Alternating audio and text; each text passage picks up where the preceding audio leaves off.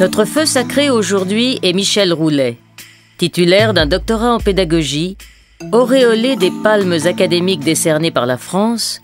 Comment ce feu sacré de l'enseignement transmet-elle à ses élèves la passion d'apprendre et l'amour de la vie? Bonjour Michel. Bonjour Viviane. Merci de nous recevoir dans votre salle de classe, cette belle salle de classe. Ici, où sommes-nous exactement? Ici, on est à l'école Le Corbusier, qui est une école publique du canton de Genève. Et ça se trouve à côté de Malagnou. Alors, c'est une magnifique salle de classe. Moi, j'envie tous ces petits élèves, Nicolas, Calvin, Cindy, Amine. J'aimerais bien être à leur place. On aurait envie de recommencer. Mais je vous invite, quand vous voulez. Avec vous joie. avez votre place. Avec joie. Alors, Michel, racontez-moi, comment leur enseignez-vous? Une de mes priorités, c'est qu'on vienne à l'école avec plaisir, qu'on ait envie d'apprendre. Ça, je crois que c'est un point principal. Michel Roulet est une maîtresse d'école pour le moins surprenante. Titulaire d'un doctorat en sciences de l'éducation, diplômée de la prestigieuse Université de Chicago, on pourrait facilement imaginer le personnage en professeur magistral sur les bancs de l'université. C'est loin d'être le cas. Depuis 20 ans, c'est dans les classes enfantines de l'école Le Corbusier que cette genevoise pure souche consacre le plus clair de son temps. Un temps on ne peut plus précieux pour Michel Roulet, qui depuis toujours multiplie les activités. Michel a récemment décidé de publier un livre, véritable condensé de son travail de thèse sur la pédagogie. L'ouvrage lui a d'ailleurs permis de décrocher l'année dernière les prestigieuses palmes académiques françaises. La cinquantaine dynamique, Michel Roulet nous réserve encore bien des surprises. Une chose est sûre, ce sera forcément là où on ne l'attend pas.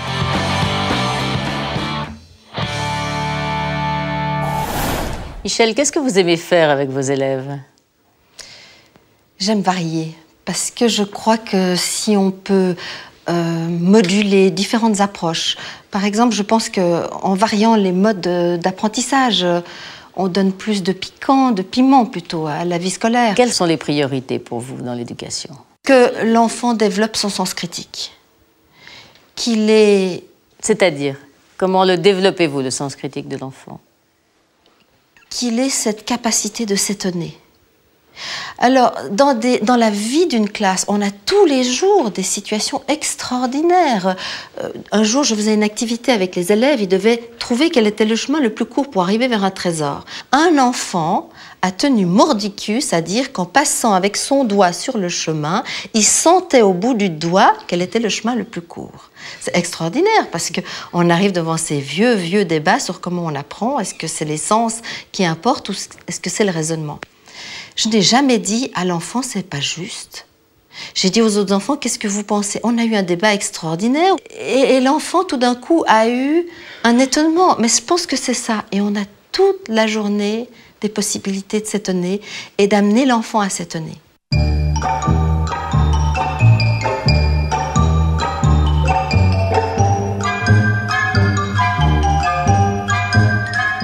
Mais Michel, quand je vous disais que j'aimerais bien être assise à la place de Nicolas ou d'Amine, c'est vrai? Maintenant, peut-être que dans mon enseignement, il y a un mix très étrange de contraintes et de liberté. Et je pense que je suis assez contraignante comme institutrice. Je ne suis pas une institutrice laxiste qui laisse tout faire, mais en même temps, je donne une certaine liberté. Alors, il y a donc une certaine discipline, puisque vous donnez une certaine contrainte, vous obligez à une certaine contrainte. Oui. La discipline porte sur quoi, par exemple? La discipline va porter sur la nécessité de bien faire le travail. C'est-à-dire, je n'accepterai pas qu'un enfant fasse n'importe quoi et n'importe comment. Alors j'ai instauré une sorte de plan de travail pour les élèves. Là, on voit le meuble qui est un meuble qui sert comme de centrale de renseignement et qui me permet pour les enfants d'avoir des activités qu'ils peuvent choisir. Donc ils ont une sorte de fiche de contrat de travail qui leur permet de choisir des activités, mais ils doivent avoir terminé leur fiche. Tous les enfants doivent l'avoir fait. Alors, si vous voulez, une des priorités aussi, parce que je pense qu'il faut chasser l'ennui. C'est quand même terrible de mettre des enfants dans une boîte. C'est vrai. Je me suis tellement ennuyée à l'école, enfant. C'est vrai? Tellement ennuyée. À ce point-là? J'ai tellement détesté l'école que je crois que l'ennui n'est pas non plus à exclure complètement. Mais à l'école, je pense qu'il faut qu'il y ait la passion, il faut qu'il y ait l'envie d'apprendre. Alors, il n'y a pas seulement l'ennui, je pense la bienveillance est une chose capitale chez l'enseignant. Un mélange de contraintes et de bienveillance. Depuis 25 ans, la méthode Michel Roulet a semble-t-il fait ses preuves. Yasmine est une ancienne élève de la maîtresse d'école. Souvenir de première primaire. Sur la photo de classe que je garde, je crois que c'est d'ailleurs la seule photo de classe que j'ai gardée dans les archives, tout le monde rit, tout le monde est joyeux, tout le monde est gai. En fait, je garde un excellent souvenir oui, il y avait de la bonne humeur. Institutrice en première enfantine, Michel a longtemps fonctionné en duo pédagogique avec l'une de ses collègues. Christine a partagé sa classe 12 ans durant avec l'enseignante et garde un souvenir ému de cette collaboration. Les années que j'ai passées avec elle, c'était vraiment toujours... je me suis jamais ennuyée. Pourquoi? Parce qu'il y avait toujours des projets. On essayait toujours de faire des choses nouvelles. C'est pas le programme tel qu'il est. On a vu des sorties et d'inviter des gens dans la classe, des conteurs. Enfin, c'était toujours très, très agréable. On était chouchoutés avec elle. Et on faisait des choses mais incroyables. On faisait des spectacles, on faisait même nos costumes, on réalisait nos costumes. On a fait des sorties de ski, ce qui était assez rare à l'époque. En enseignante atypique, Michel a toujours été à l'avant-garde des méthodes pédagogiques. Mais ce qu'a retenu Yasmine de cette année passée avec elle, c'est surtout la personnalité de l'institutrice. Je crois que Michel, elle aimait bien les caractères un petit peu vifs, un petit peu spontanés comme ça. Et elle trouvait ça très drôle, au fait. C'était peut-être un peu moins académique que d'autres professeurs qui auraient préféré tout de suite le bon élève, qui fait pas de bruit, qui est sage. Donc je pense qu'elle a vraiment quelque chose de spécial avec les enfants. Ça, c'est pas donné à tout le monde. On a beau être un excellent professeur, maître d'école, maîtresse d'école, mais c'est pas donné à tout le monde d'avoir vraiment ce charisme avec les enfants. Parce que bien souvent les enseignantes passent et les souvenirs s'effacent, alors Michel Roulet n'est décidément pas une maîtresse comme les autres, sans vocation particulière.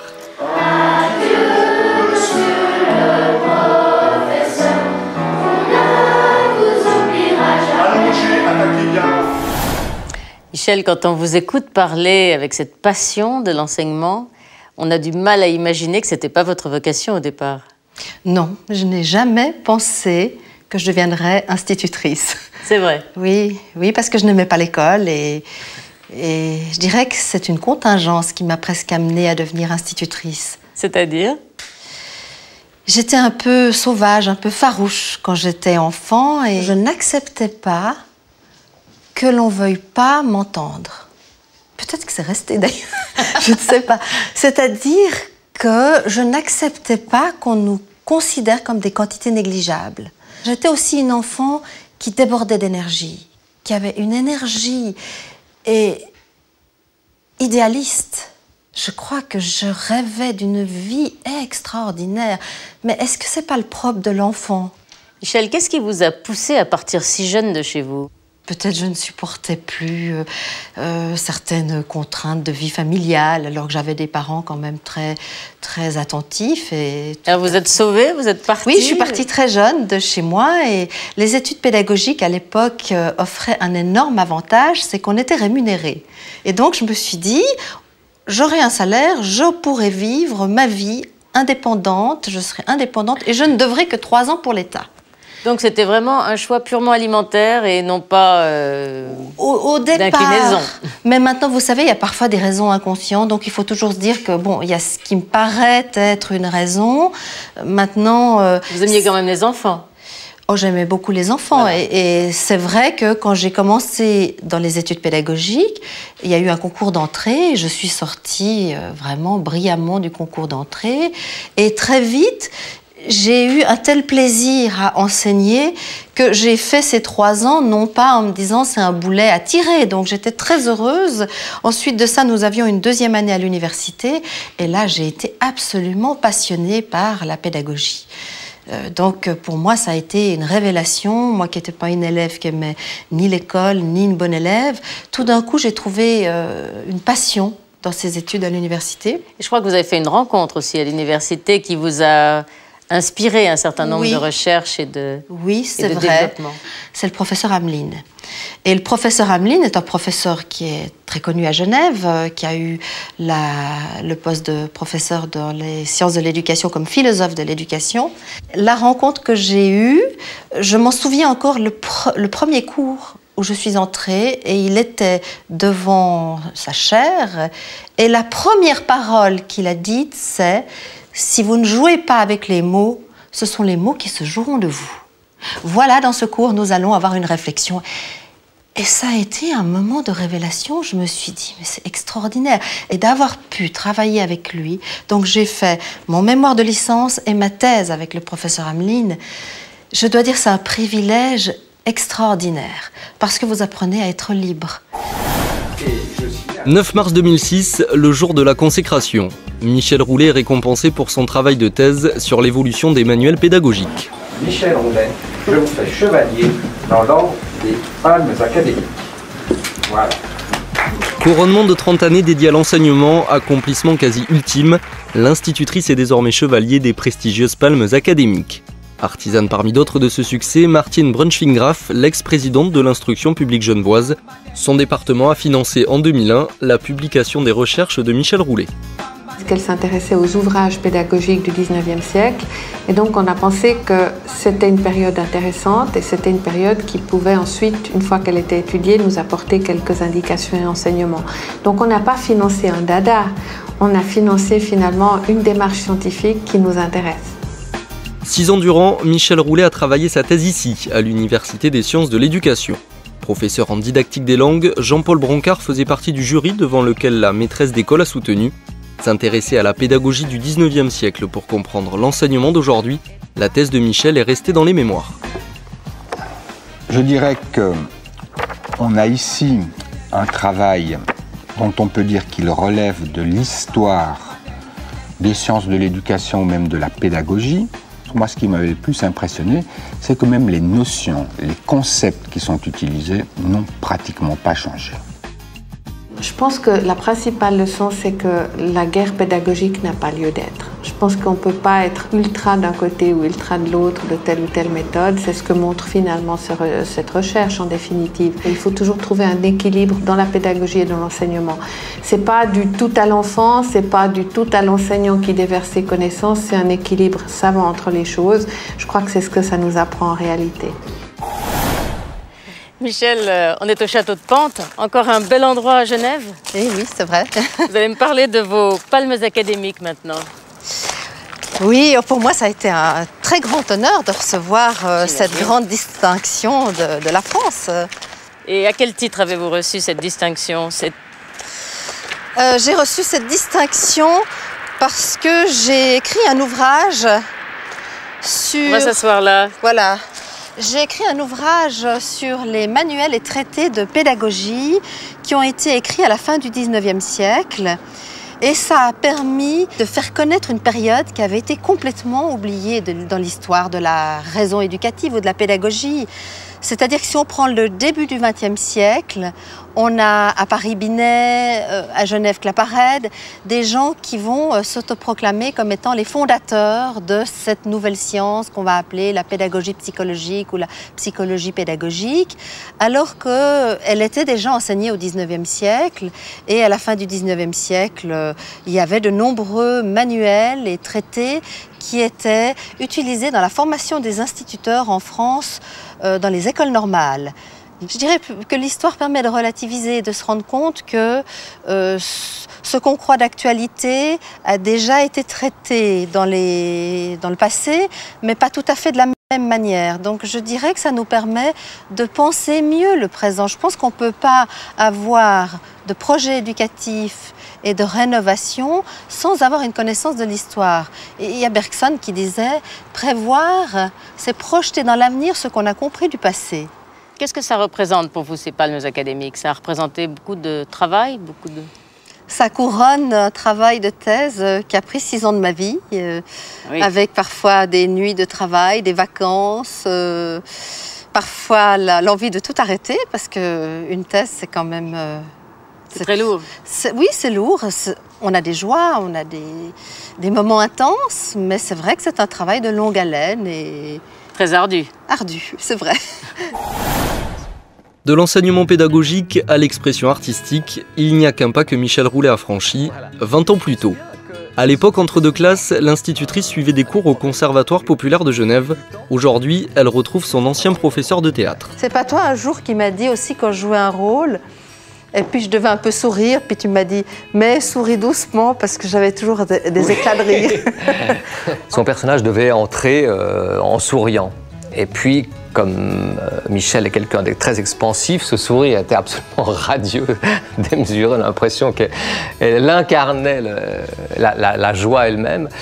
Et puis je lui avais dit, je lui ai demandé de sourire doucement, c'est-à-dire de mettre un petit peu la pédale douce sur ce sourire pour que ce soit quelque chose d'un peu plus subtil, d'un peu plus en demi-teinte. Tu voulais pas dire « ça va pas » parce que tu avais un peu peur de nous blesser. Tu faisais comme ça. Oui. C'est pas mal, mais... Bon, on prend une éponge, on efface et on recommence. Et vous la trouvez théâtrale dans la vie ? Oui, c'est quelqu'un qui est en représentation, disons. Et je dis pas ça d'une façon négative, parce que ça peut être péjoratif, mais c'est quelqu'un qui aime bien qu'on l'écoute, qui aime bien être là, qui aime bien montrer qu'elle est là, quoi. Mais... Allez-y. 104 ans de règne et à peine 4 souverains. Diplômée du conservatoire, Michel Roulet n'est finalement jamais devenue actrice. Toujours passionnée de théâtre, elle prête aujourd'hui sa voix de comédienne en enregistrant des lectures pour les aveugles. Depuis 4 ans, elle est bénévole dans cette association. Le spectacle ne cesse jamais. Mais c'est une façon aussi de réaliser le travail qu'elle a fait comme élève comédienne.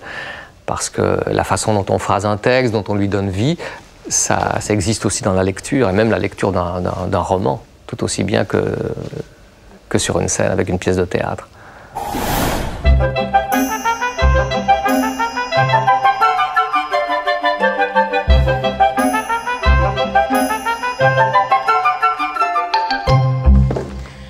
Ah Michel, c'est beau ici, c'est le théâtre de l'école.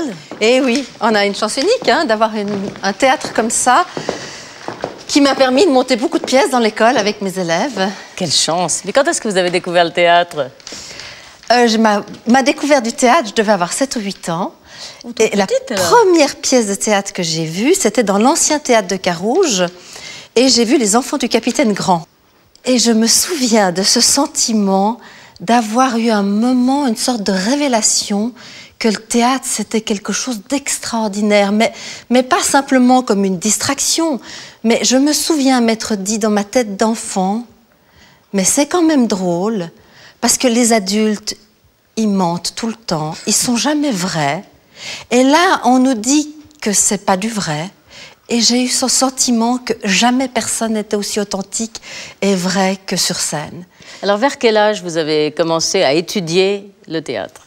Je devais avoir passé 30 ans. J'avais un mandat à ce moment-là comme assistante à l'université, ce qui me donnait professionnellement une vie moins chargée. Et là, j'ai fait le conservatoire populaire avec l'ambition de peut-être changer tout à fait d'orientation professionnelle. Et à un moment, vous n'êtes pas posé la question de savoir si vous restiez dans l'enseignement ou si vous bifurquiez vers le théâtre? Ça me semblait un chemin extrêmement ardu et difficile et qui ne dépendait pas que de moi. Donc me lancer professionnellement, j'ai peut-être manqué de courage. Mais... Non, pourquoi pas? Non, pourquoi non, pas, je ne sais pas. C'était un choix qui me paraissait extrêmement difficile. J'avais mon loyer, j'avais à payer mes dépenses usuelles et j'avais un métier. Donc c'était quand même difficile. C'est peut-être parce que j'avais déjà un métier que je n'ai pas non plus osé vous lancer dans un autre métier voilà. plus aléatoire. Voilà. Et alors vous avez donc ce talent, ce goût pour le théâtre, vous avez décidé de le faire partager à vos élèves?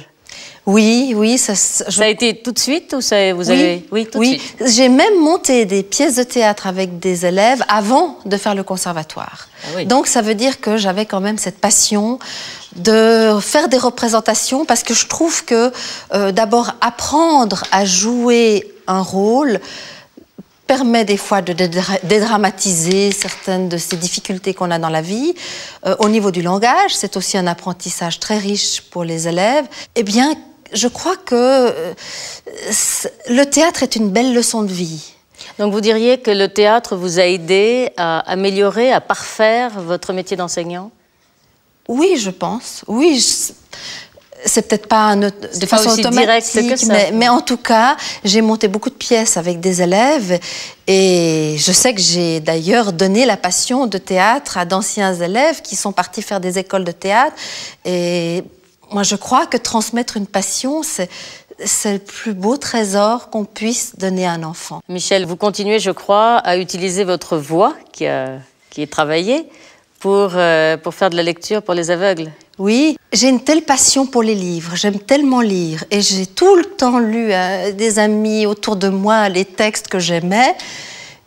Tout le monde me dit « tu as un talent pour lire ». Je me suis dit pourquoi ne pas mettre au service de personnes qui pourraient en bénéficier ce plaisir. Donc, c'est pas un dévouement... C'est un partage de bonheur. Voilà, parce que je crois que le bénévolat ne peut fonctionner que si on y met soi-même du plaisir. Et je mets un tel plaisir à lire que j'espère que ce plaisir passe. Donc là encore, voilà. De part et d'autre, de l'échange, voilà. et de l'échange de plaisir, de bonheur et beaucoup de chaleur. Mer d'huile, ciel dégagé et météo propice à l'évocation d'une autre passion de Michel, pour la navigation. Amis de longue date, Dominique régate depuis bientôt 10 ans avec Michel Roulet. Il y a peu, les deux femmes se frottaient encore aux eaux troubles et agitées du lac Léman. Parce que contrairement à ce qui se passe aujourd'hui, il y avait beaucoup de vent et beaucoup de vagues. C'est assez rare sur le lac, ça moutonnait, un bon 6. Oui. Et du coup, on était à y voir un matin, on a hésité à partir. Et toi, tout d'un coup, tu as dit, allez, on y va, on part. Bon, j'ai décidé, quoi qu'il arrive, on va se débrouiller. On est parti. Skipper d'expérience, Michel pratique la voile depuis l'âge de 13 ans. Capitaine au caractère bien trempé, à la barre de son bateau, c'est elle qui commande. Comme ça, tu as un côté volontaire, un peu, qu'on va dire, un peu viril. Dans le bon sens du terme, je veux dire une bonne, un côté volontaire, d'aller de l'avant, de décider. Du lac Léman au golfe de la Thaïlande, en 30 ans, Michel Roulet aura parcouru les mers. Guadeloupe, Grèce ou encore Croatie, le moussaillon Michel s'est fait au fil de l'eau monitrice de voile, une monitrice qui assure et rassure. Elle est très précise dans les ordres qu'elle donne, elle les donne aussi avec du calme, de l'assurance. Enfin, je veux dire, si tu es angoissée, je trouve que tu ne le montres pas. Et puis en même temps, elle s'occupe de l'intendance. Moi, ça m'a frappée. Tu fais tout. Elle fait plein de choses, c'est-à-dire elle fait aussi bien à manger quand on arrive au port que la navigation. Dominique, toujours marin d'eau douce, ne rêve maintenant plus que d'une chose, partir avec Michel à la découverte du grand large. Moi, j'ai jamais navigué avec toi en mer, mais c'est volontiers une chose que je ferais. Enfin, il y a des gens avec qui on sent qu'on pourrait partir en vacances, je veux dire en expédition de voile, volontiers.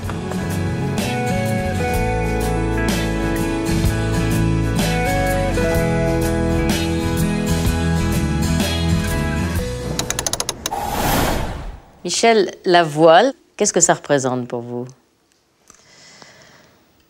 C'est un besoin vital. Je crois que ça me régénère. C'est un monde où tous les repères habituels sont brisés, sont autres. Vous voulez aller à Nyon, vous mettez 3 heures, et encore en ayant de la chance, en ayant le bon vent. Et j'ai besoin de ça. C'est quelque chose qui... C'est un espace de liberté aussi. Oui, et de voyage. Et quand vous êtes sur un bateau, le temps est différent. Vous êtes dans un autre monde et ça me donne ce sentiment de casser le monde ordinaire. Pour moi, la navigation, c'était me déposséder des contraintes du temps, cette sorte de peut-être d'activité que j'ai très forte dans la vie. Je fais beaucoup de choses et tout d'un coup, il y a un temps où on a le temps de prendre le temps. Je peux rester des heures sur un bateau sans parler.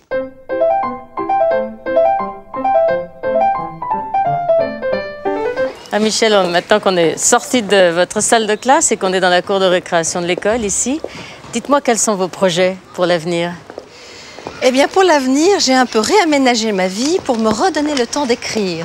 Parce que je pense que je pourrais être aussi un témoin sur l'éducation et refaire quelques recherches. Et voilà, je crois que la plume va être prise. Alors, on peut dire que c'est une nouvelle carrière qui s'ouvre? Une passion qui continue plutôt. Merci, merci pour cette belle journée avec vous. Merci pour cette découverte que vous nous avez fait faire de l'école et puis du métier d'enseignant à votre façon, qui est une façon de cœur et d'intelligence. Merci de m'avoir fait participer à cette émission très belle.